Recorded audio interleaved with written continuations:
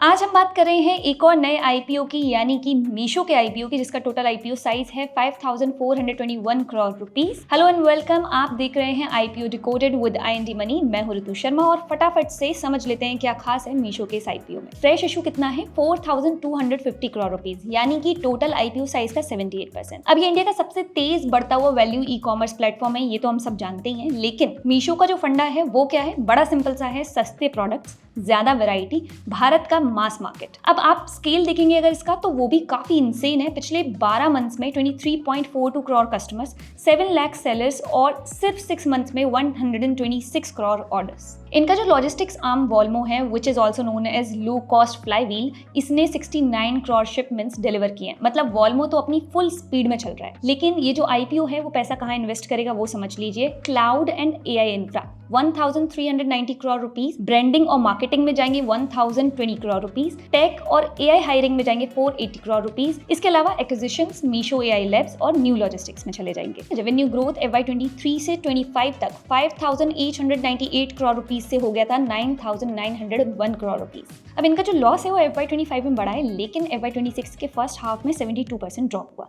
सबसे बड़ी बात है, फ्री कैश फ्लो जो है वो पॉजिटिव 581 करोड़ रुपीस रहा इन द लास्ट 12 मंथ्स, जो कि FY23 में नेगेटिव 2,336.4 करोड़ रुपीस के करीब था। देखिए, स्ट्रेंथ्स भी इनकी यही है कि इंडिया का नंबर 1 प्लेटफॉर्म है बाय यूजर्स, एसेट लाइट है, कॉस्ट एफिशिएंट है, हाईएस्ट जीएमवी पर एम्प्लॉय है, स्ट्रॉन्ग एफसीएफ है, रेवेन्यू ग्रोथ और बाकी जो पार्ट्स हैं हमने वो तो फाइनेंशियल्स में डिस्कस कर ही लिए हैं। अब रिस्क पे नजर डालते हैं। कंपनी अभी भी लॉस मेकिंग है। 45% सेलर्स से 3 स्टेट्स में, 72% ऑर्डर्स कैश ऑन डिलीवरी हैं, यानी कि कैश हैंडलिंग का रिस्क है। और साथ ही अप्रैल टू सितंबर 2025 के बीच मीशो के 7.85% ऑर्डर्स जो हैं वो रिटर्न हो गए।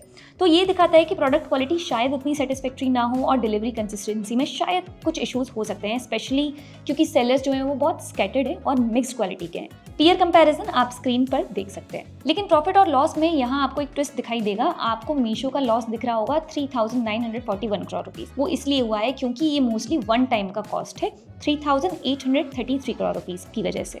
इसमें 2 मेजर आइटम्स थे। 2,486 करोड़ का वन टाइम टैक्स जो कंपनी की इंटरनल रीस्ट्रक्चरिंग और बिजनेस कॉम्बिनेशन के चलते लगा, और नंबर 2 1,346 करोड़ की एक्सेप्शनल आइटम्स जो कि ईसॉप कॉस्ट और प्रमोटर्स के परक्विजिट टैक्सेस जो हैं वो इसमें शामिल थे। अगर ये वन टाइम चीजें हटा दें तो FY25 का एक्चुअल लॉस सिर्फ 108 करोड़ रुपीस के आसपास रहेगा।